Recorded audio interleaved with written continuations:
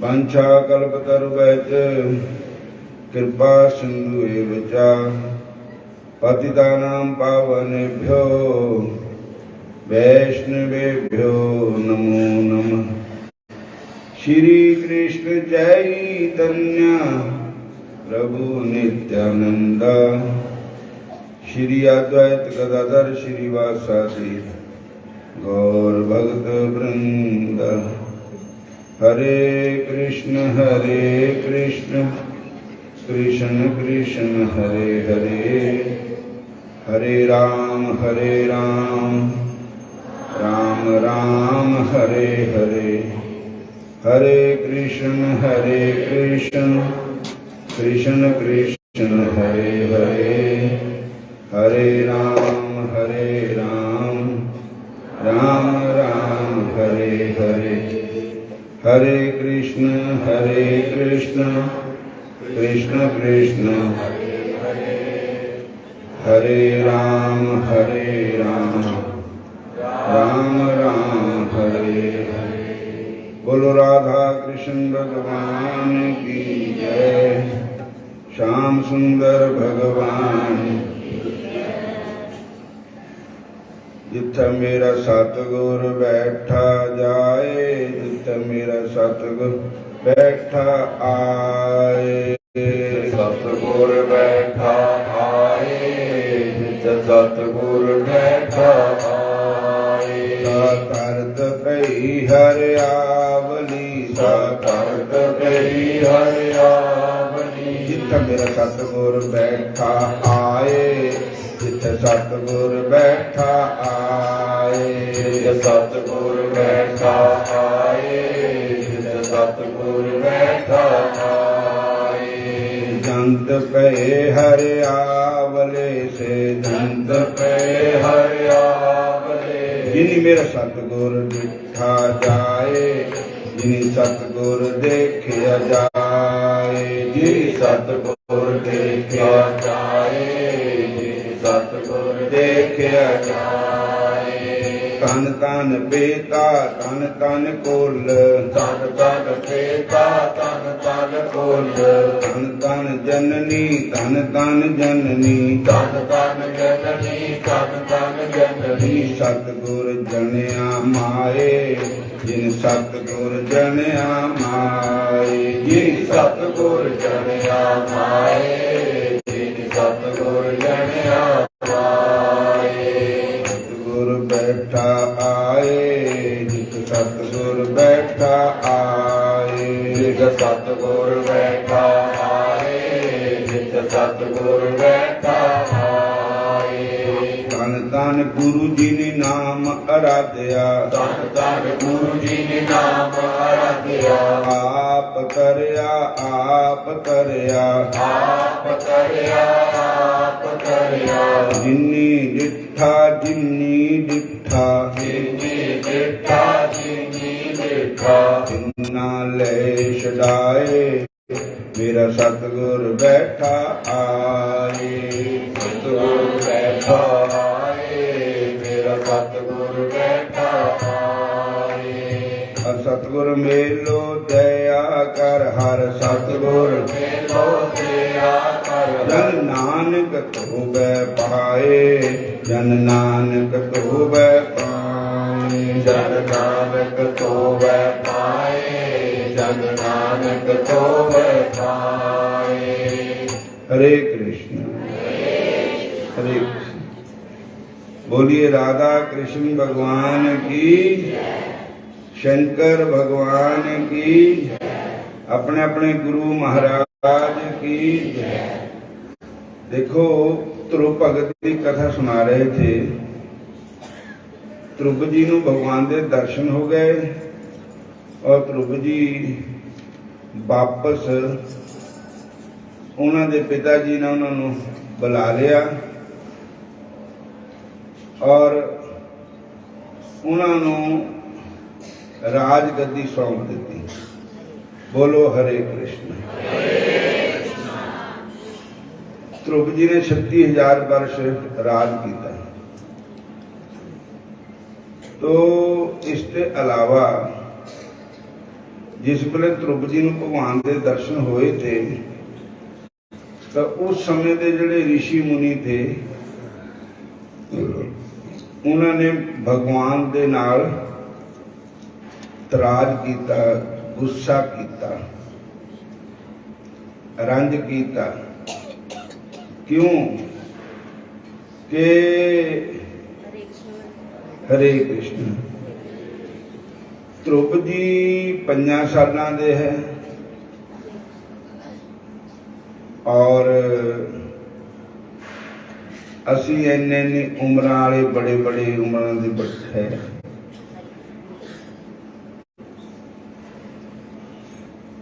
कि ध्रुव जी नूं भगवान ने पहला दर्शन दिते 5 सालां की उम्र च। सानू इन्ने बूढ़े हो गए, साडे अखां भी रह गई, कन भी रह गए, गोडे भी रह गए, बुढ़ापा आ गया। साडे ना पता नहीं क्या नाराजगी है भगवान नूं कि सानू नहीं दर्शन दिते। एक 5 सालां दा बच्चा उन्होंने दर्शन देते ते भगवान दे कोल गए सारे। हरे कृष्ण। तो भगवान श्री कृष्ण जी ने, नारायण जी ने कहा कि भाई सुनो, अज के 7वें दिन समुद्र के किनारे तुसी आयो, फिर तुहानू सारी गल दसांगे।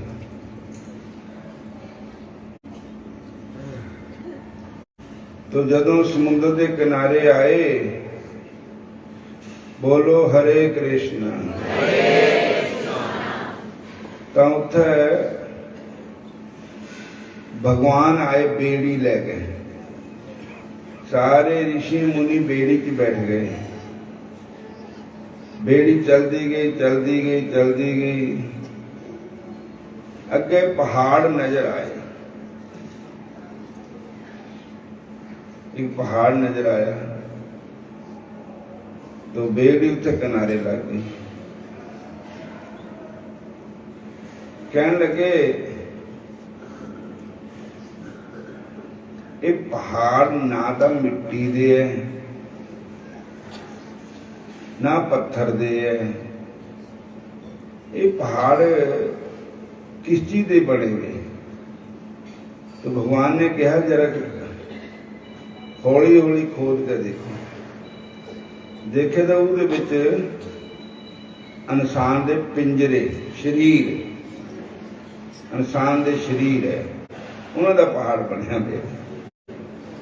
तो भगवान ध्रुव जी ऋषि मुनिया ने कहा महाराज ये इंसान के पिंजरे, शरीर के पिंजरे, हड्डियां दे, एक किहदे है? हरे कृष्ण। तो उन्होंने कहा कि ये जिहड़े पिंजरे है ध्रुव भगत की पिछले जन्म जन्म की भगती है, ये ध्रुव दे है सारे। ध्रुव नूं इन्ने जन्म हो गए तपस्या करदे, और इसी तरह तो तुसी कहते कि 5 सालों के दर्शन हो गए। नहीं नहीं, ध्रुव की पहली कमाई भी देखो पिछले जन्म। बोलो हरे कृष्णा।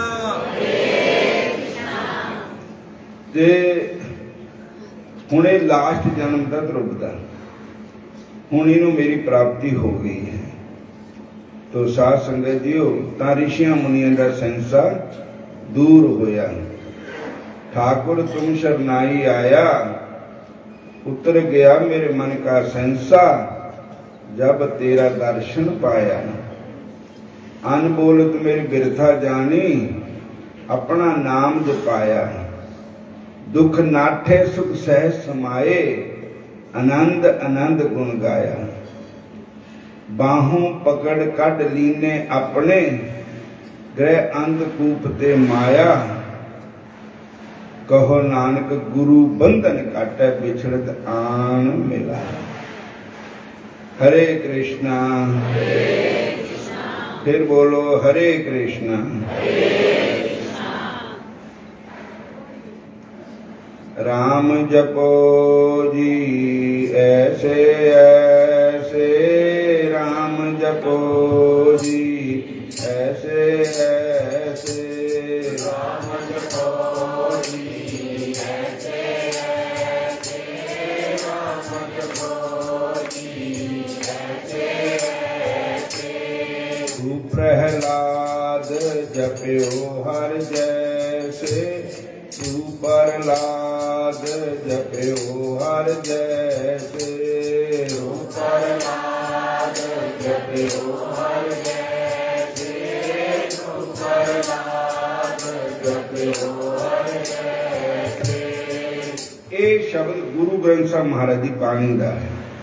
वो कह रहे भी जे भजन करने का ध्रुव की तरह करो, तुसी जे रब नूं मिलना है प्रहलाद की तरह करो भजन। राम जपो जी ऐसे ऐसे, ध्रुव प्रहलाद जप्यो हर जैसे। दीन दयाल परोसे तेरे, दयाल परोसे तेरे, दीन दयाल परोसे तेरे, दीन दयाल परोसे तेरे। सब परवार चढ़ाया बेड़े, सब परवार चढ़ायो बेड़े, सब परवार चढ़ायो बेड़े, सब परवार चढ़ायो बेड़े।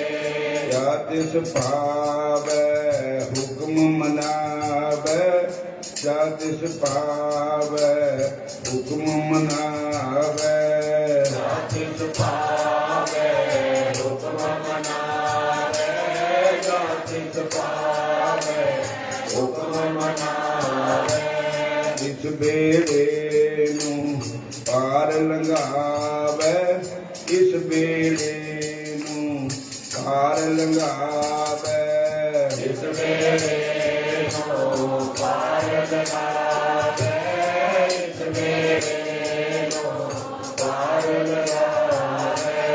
गुर प्रसाद ऐसी बुद्ध समानी, गुर प्रसाद ऐसी बुद्ध समानी, गुर प्रसाद ऐसी बुद्ध समानी, गुर प्रसाद ऐसी बुद्ध समानी।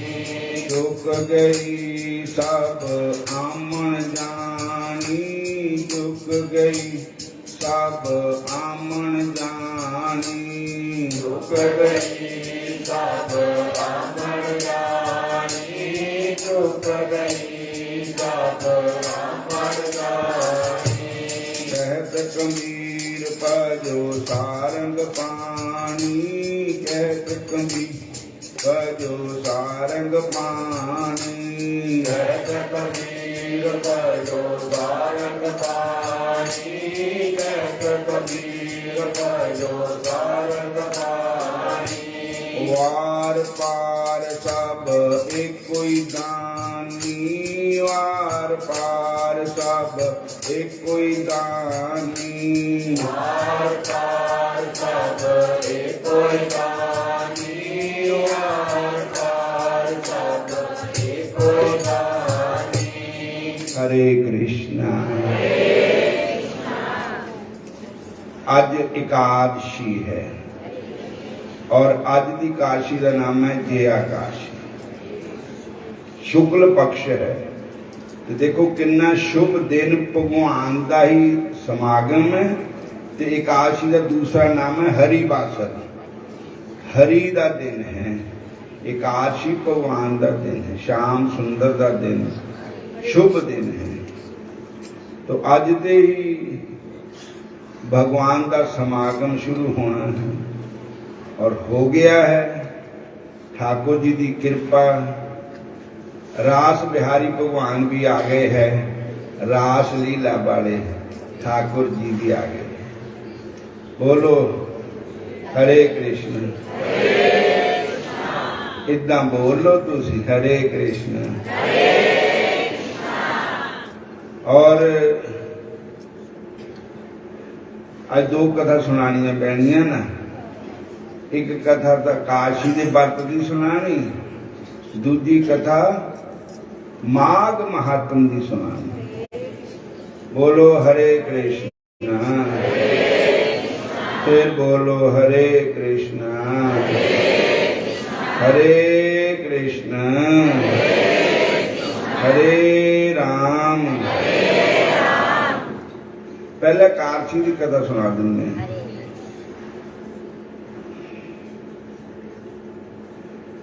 माघ शुक्ला जया एकादशी। जीव किसी भी देवी देवता का अंश नहीं है। जीव अंश है तो बंके बिहारी का है। ईश्वर अंश जीव अविनाशी, चेतन अमर सह सुख रस। ना ही जड़ वस्तु हुई है, जीव चेतन है, पूर्ण चेतन भगवान श्री हरि के जीव शक्ति का अंश है।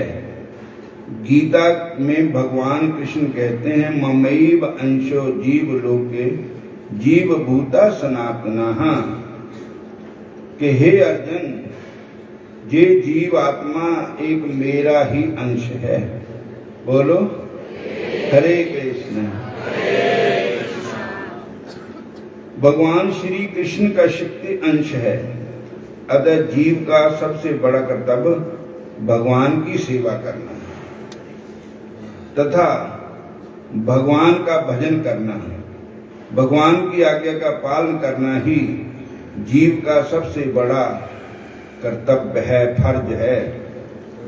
यदि भगवान की आज्ञा का पालन नहीं करता तो भगवान के सामने आने योग्य नहीं है। कहते हो करते नहीं, मुंह के बड़े लवार, काला मुंह होएगा उस साहिब के दरबार।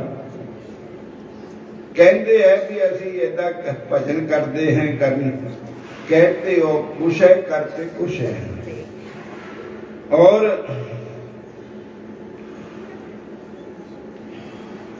वेद एवं प्राण मेरी आज्ञा एवं वाणी है। भगवान कहते हैं वेद चारे मेरी वाणी है, प्राण मेरी वाणी है। वेद प्राण शास्त्रों का आदर करना हमारा तुम्हारा फर्ज है। बोलो हरे कृष्णा। इसका उल्लंघन करना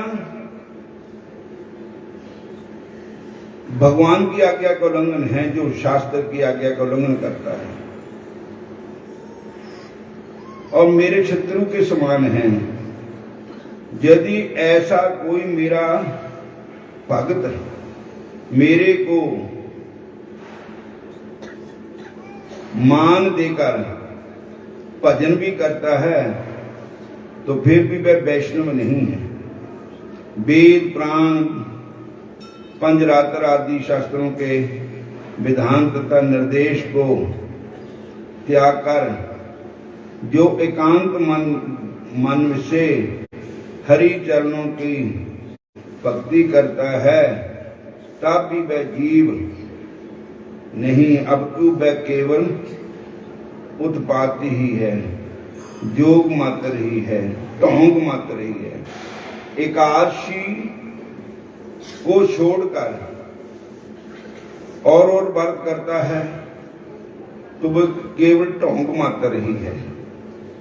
और जो एकादशी को छोड़कर भगवान को प्रणाम भी करता है, भगवान का गुणगान भी करता है गीता पढ़ता है वह भी ढोंग है। जे नहीं जप तब पूजा भी व्यर्थ है। भगवान की आज्ञा का पालन अवश्यमेव करना चाहिए। भविष्योत्तर पुराण में युधिष्ठिर कृष्ण संवाद में माघ शुक्ला एकादशी का वर्णन इस प्रकार है।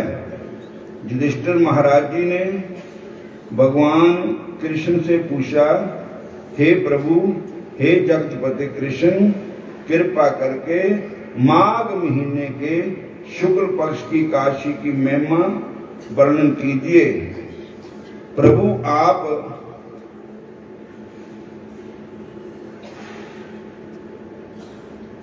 आप ही समस्त जीवों के कर्ता धर्ता है, आप भी मोक्षदाता है। अतः मुक्ति प्रदानकारी एकादशी की कथा सुनाइए। करती हूँ तुम्हारा व्रत में स्वीकार करो श्याम, मझधार में मैं अटकी बेड़ा पार करो श्याम, बेड़ा पार करो श्याम। ओ मेरे श्याम, ओ मेरे भगवान, ओ मेरे श्याम, ओ मेरे भगवान।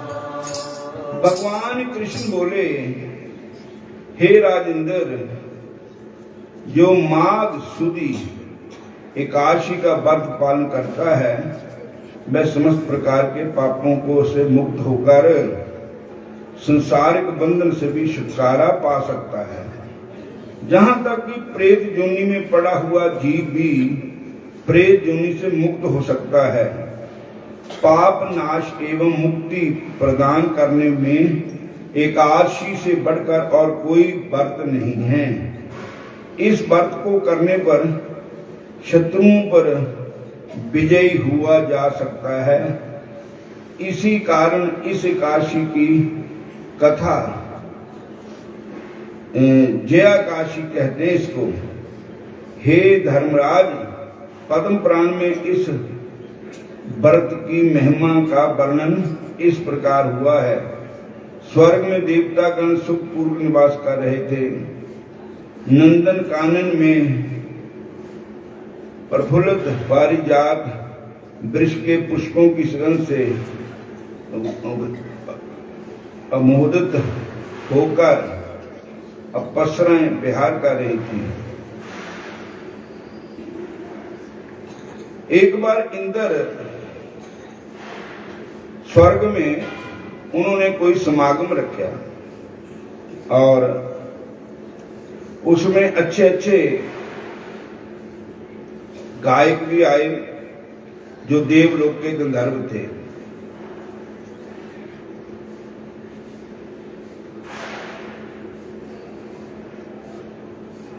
अप्सरा विहार कर एक बार इंद्र ने 50 करोड़ पशुओं का नृत्य उत्सव करवाया। उनमें पुष्पदंत नाम का एक गंधर्व गायक भी था। चित्रसेन नाम गंधर्व अपनी कन्या एवं पत्नी मालती के साथ वहां पर आया हुआ था। चित्रसेन का पुत्र माल्यावान भी उसके साथ ही था। पुष्पवती नाम की एक गंधर्वी अप्सरा माल्यावान के रूप को देखकर मोहित हो गई तथा काम देव के तीक्ष्ण बाणों से घायल होकर माल्यावान को अपने बस में करने की चेष्टा करने लगी। हे युधिष्ठिर, पुष्पवती के रूप का कथा क्या वर्णन करूं उसके। हरे कृष्णा। और उस सत्संग में विघ्न हो गया। जो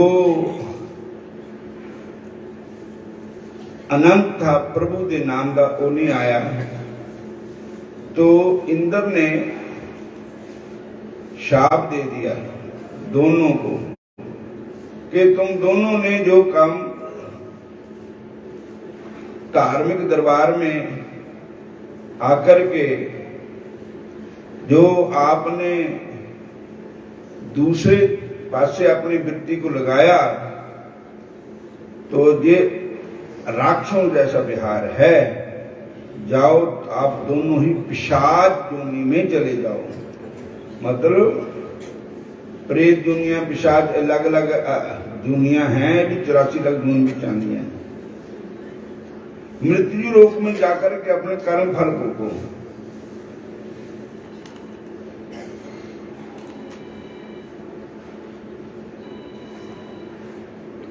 निजम से तो पराई औरतों को मां अथवा बहन की दृष्टि से देखना चाहिए, पराये पुरुषों को भाई अथवा पिता की दृष्टि से देखना चाहिए।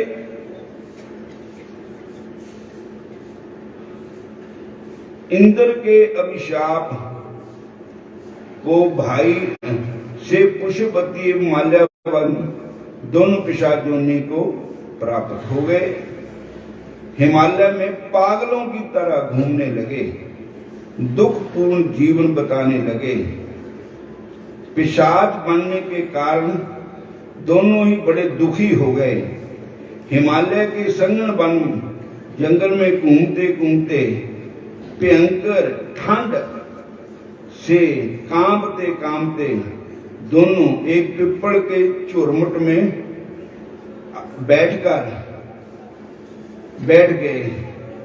पिशाच पिशाचिनी से कहने लगा, हाय रे, हमने ऐसा कौन सा भयंकर पाप किया कि हम दोनों को ही दुखदायी जूनी मिली, पिशाच जूनी मिली।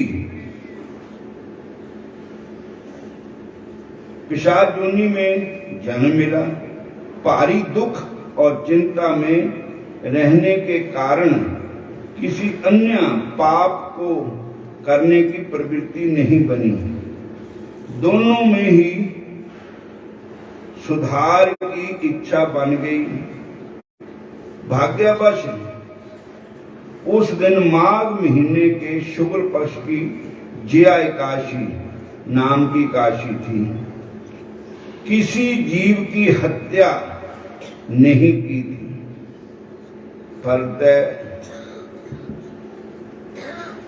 अब कुछ खा पी भी नहीं सके। पिपल के वृक्ष के नीचे बैठकर दिन बताया। रात्रि में भयंकर ठंड के कारण एवं चिंता में व्याकुल होने के कारण नींद भी नहीं आई। रात जागते हुए बीती। अनेकों दुखों के कारण रात्रि में मन में अनेक प्रकार की कोई कामना भी नहीं आई। युधिष्ठिर, हे युधिष्ठिर, इस प्रकार उन दोनों का अनजाने से ही जया एकादशी का व्रत परिपूर्ण पालन हो गया। इस प्रकार से विष्णु व्रत के पुण्य प्रभाव से वे दोनों एकादशी के दूसरे दिन पिशाच गति से मुक्त हो गए। दोनों के लिए दिव्य विमान आया। विमान में बैठकर वे दोनों स्वर्ग से वापस स्वर्ग में वापस चले गए। उन्होंने इंद्र के समक्ष प्रसन्न होकर प्रणाम किया। तब दोनों इंद्र उनको देखकर चकित हो गया और पूछा, आप लोग कौन के पुण्य प्रताप से पिशाच योनि से मुक्त हो गए? किस देवता ने आपको पिशाच योनि से मुक्त किया? तो उन्होंने कहा, एकादशी का व्रत करने पर हम दोनों भगवान वासुदेव की कृपा से पात्र बन गए। आपके प्रताप से अब शाप मुक्त हो गए। हे स्वामी, मैं सच कहता हूं कि भगवान विष्णु की कृपा से ही हमारी दुर्गति का नाश हो गया, शीघ्र हो गया। सारा वृतांत सुनकर इंद्रदेव बोले कि भगवान श्री हरि का भजन एवं एकादशी व्रत के कारण आप दोनों पवित्र हो चुके हैं। अतः आप दोनों मेरे भी पूजनीय हो गए हैं। जो मानव श्री हरि का भजन करते हैं, हरि के नाम का एकादशी का व्रत करते हैं, वे निश्चय ही देवताओं के भी पूजनीय बन जाते हैं। इसके बाद माल्यावन अपनी पत्नी के साथ युधिष्ठिर इस प्रकार एकादशी का व्रत अवश्य ही करना चाहिए। जय जय काशी ब्रह्म हत्या आदि सब पापों को भी समूह नष्ट कर देती है। इस व्रत के आंशिक फल दान, जग, तीर्थ, स्नान आदि सभी परमार्थ संपन्न हो जाते हैं। श्रद्धा सहित इस व्रत को अनुष्ठान से पालन करने पर कल्प काल अनंत काल तक वैकुंठ में वास मिलता है। इस एकादशी व्रत की कथा भी श्रवण करने से अग्निष्टोम यज्ञ का फल मिलता है। हरे कृष्णा। माघ मजन संग साधु कर स्नान, हर का नाम सवनानो कर दान, जन्म कर्म मल मन से जाए गुमान, काम क्रोध नाम मोही बिन से लोभ सच्चे मार्ग पुस्तक करे,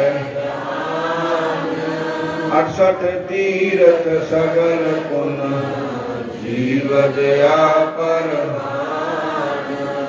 जिसनो देव दया कर सोई पुरख सुजान, जिन मिलिया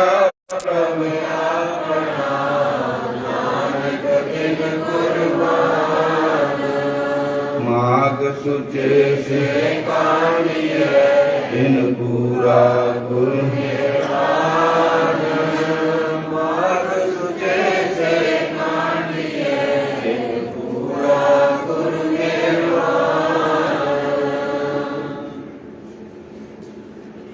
माघ महात्म की कथा श्रवण करो। बोलो हरे कृष्णा। भगवान दत्तात्रेय जी ने सहस्त्र बाहु से कहा कि अपसरा कंचन मालिनी अपना सुकून वृत्तांत सुनाने के बाद उस राक्षस से पूछने लगी, हे राक्षस, अब तुम अपनी दुर्दशा का कारण बताओ। स्पष्ट रूप से कहो, किस पाप से के कारण तुम राक्षस बन गए।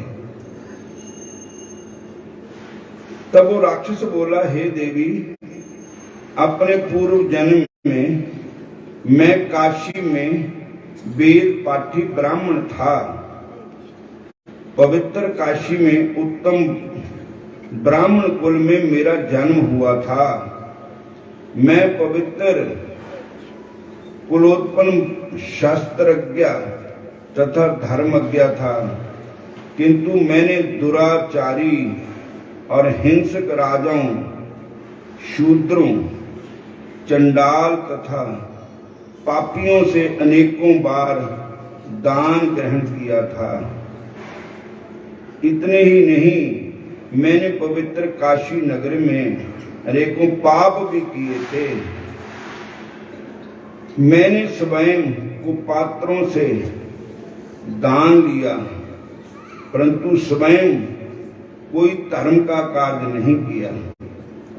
इसी कारण मृत्यु के पश्चात मुझे और नरकों की प्राप्ति हुई। मैंने पवित्र धाम काशी में पापी जीवन बताया था, अतः मैं अनंत काल तक नरकों में यातनाएं भोगता रहा। अपने पूर्व जन्म के हाल बतलाते हुए राक्षस ने आगे कहा, हे देवी, नरकों के भीषण दुखों को भोगने के पश्चात दो बार गीध के रूप में, 3 बार बाघ के रूप में, 2 बार सर्प के रूप में, 1 बार उल्लू के रूप में और 9वीं बार सूर की योनि में मेरा जन्म होया। अब 10वीं बार मुझे ये राक्षस की जून प्राप्त हुई। इस जून में भी मैं हजारों वर्षों का जीवन बिता चुका हूं, परंतु मेरा उद्धार नहीं हो रहा है।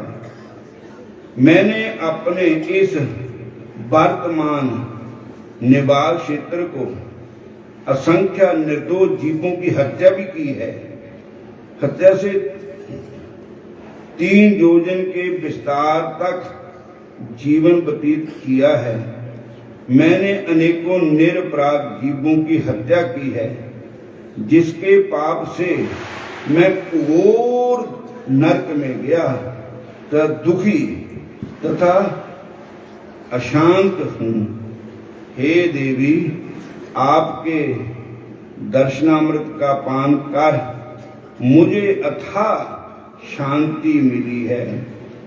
अब आप कृपा करके मेरे कष्ट निवारण की युक्ति बतलाने की कृपा करें।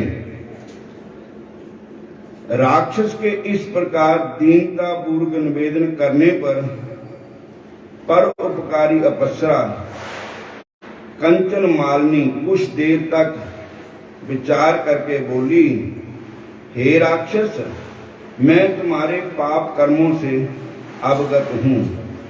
तुम्हारे कष्ट निवारण की युक्ति मेरे ध्यान में आ गई है। मैं तुम्हें अपने अगणित माघ स्नान के फलों का कुछ अंश दान करूंगी। इसके निस्संदेह तुम्हारी मुक्ति हो जाएगी। माघ स्नान के अद्वितीय पुण्य फल का वर्णन करना देवताओं के लिए भी दुर्लभ है। हे राक्षस, इस पुण्य फल का मुझे स्वयं अनुभव है, इसलिए मैं तत्काल तुम्हें अपने माघ स्नान का फल दे रही हूँ। इसके पश्चात कंचन मालिनी ने अपने वस्त्र निचोड़कर तथा हाथ में जल लेकर संकल्प कर अपने माघ स्नान का फल उस राक्षस को दान कर दिया। कंचन मालिनी के इस दान के चमत्कारी प्रभाव से वह राक्षस तत्काल राक्षस योनि से मुक्त होकर देवताओं जैसे स्वरूप को प्राप्त हो गया। इसी समय देव योनि प्राप्त कर चुके राक्षस को स्वर्ग लोक ले जाने के लिए एक दिव्य विमान आ गया। प्रस्थान के पूर्व नतमस्तक होकर उसने कंचन मालिनी से कहा, हे माता, आपने पापों तथा दुखों से मुझे मुक्त कर दिया है। अब मैं ऐसे शुभ कर्मों का वर्णन आपकी पवित्र वाणी द्वारा सुनना चाहता हूँ, जिनको करने से सदैव के लिए नरक यातना से मुक्ति मिल जाती है। दिव्य शरीरधारी राक्षस द्वारा निवेदन करने पर कंचन मालिनी ने उसे उपदेश देते हुए कहा, हे सौम्या, स्वप्न में भी जीव हिंसा नहीं करनी चाहिए। किसी भी जीव की हिंसा मतलब उसको दुख नहीं देना चाहिए। हिंसा मानते भी होती है। मन दे नाल किसी का बुरा सोचना, मन विच बुरे विचार ले आने किसी दे प्रति, ये भी हिंसा है। बाणी नाल भी हिंसा होंदी। ऐदां दी गल कर जिहड़ी सत्ते थे फूक दे वै। वो भी हिंसा है। ऐसी वाणी बोलिए दिल का आपा खोए, और औरों को भी शीतल करे, आप भी शीतल होए। ऐसा वचन बोलो कि जो दूसरे ਨੂੰ मिठा लगे, और आप भी बाणी अपने आप में भी चंगी लगे भी मैं बाणी बोली है। और गुस्से नाल नहीं। हुण समागम शुरू हो गया है। सारी संगतां नूं बेनती है कि एक तो तुसी ये तुहाडा ही समागम है, तुसी करवा रहे हैं। जो संगतां आ रही हैं सबना नूं मिठे बोल बोल के उन्हां दा मन ठंडा करना है, और किसी नाल भी बुरा शब्द नहीं। जिहड़ा सानू ना चंगा लगे दूए नूं किदां लगेगा चंगा। सबना नाल बिहार। इत्थे सारे भगवान दे प्यारे है। असी संगत जिन्नी भी संगत है सारी अपनी है। इत्थे भले ने भी आना, बुरे ने भी आना, और इत्थे सारी पार्टियां वाले ने भी आना, सारिया जातां वाले ने भी आना। और ये स्थान प्रभु दा है, भगवान दा है, ना किसी दा निजी नहीं है। ठाकुर जी दा स्थान है। ठाकुर जी सारियां दे ही है। और सबना नाल प्रेम नाल बोलना, प्रेम नाल ही बिहार करना, और तां फिर तुहाडे मन नूं भी शांति रहेगी, फिर मेरे मन नूं भी शांति रहेगी। और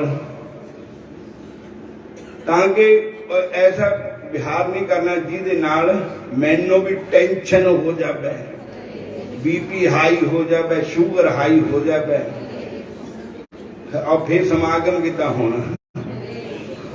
और कहते हैं कि हिंसा 3 प्रकार से होती है। मन से भी होती है, और तन से भी होती है, वाणी से भी होती है। और हिंसा बोलने से भी होती है, और हिंसा महाराज हाथों से किसी का कत्ल करना, ये भी हिंसा होती है। बोलो हरे कृष्णा। वाणी ना किसी को बुरा शब्द बोलना, ये भी हिंसा होती है। सारे इतने अपने ही हैं, कोई पराया नहीं है। और सारिਆਂ ਨੂੰ यही समझना कि असी सारे ठाकुर जी दे जीव है, ठाकुर जी दे प्यारे है। और कोई गलती भी हो जाए तो उन प्यार नाल ही समझाना, और किसी की चुगली निंदा नहीं करनी, किसी ना ईर्खा द्वेष नहीं करना, प्यार ना रहना। स्वप्न में भी जीव हिंसा नहीं करनी चाहिए, काम को वश में रखना चाहिए, तथा कभी भी परिस्थिति गमन नहीं करना चाहिए। सदैव ही भगवत भजन करना चाहिए, भजन में लीन रहना चाहिए। किसी दे दोष देखो ही ना। तोड़े पांदा कोई अग हगा अंगार खावे, जो मर्जी करे, किसी को किसी दे दोष ना देखो, अपना जीवन सुधारो। तोड़े पांदे कुछ करे भला बुरा संसार, तू अपने घर में बैठ के अपना घर ही सवार। पर निंदा से मुक्त रहकर सदैव ही सत संभाषण करना। तुम्हारे स्नेह और श्रद्धा के वशीभूत होकर मैंने तुम्हें जो धर्म उपदेश दिया है, इसे सदैव ध्यान में रखकर मनसा वाचा कर्मणा धर्मलीन बने रहना चाहिए, तथा भगवान भागवत भजन करना चाहिए। इसी में तुम्हारा कल्याण निश्चित है।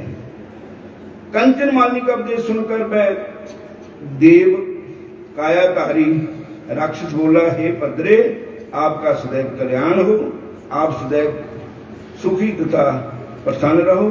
अब तक सूर्य चंद्र स्थित है, आप कैलाश पर्वत पर निवास करती रहे। महादेवी पार्वती जी तथा शंकर जी की कृपा तुम्हारी पर बरसती रहे। ऐसा कहकर वह देव कायाधारी राक्षस विमान पर बैठकर देवलोक को चला गया, तथा अप्सरा कंचन मालिनी भी आकाश मार्ग से कैलाश पर्वत पर चली गई। हे राजन, जो भी श्रद्धालु इस माघ महात्म की कथा पढ़ता है, सुनता, भक्ति पूर्वक पाठ करता है अथवा सुनेंगे, वे समस्त पापों संतापों से मुक्त होकर सदगति को प्राप्त करेंगे।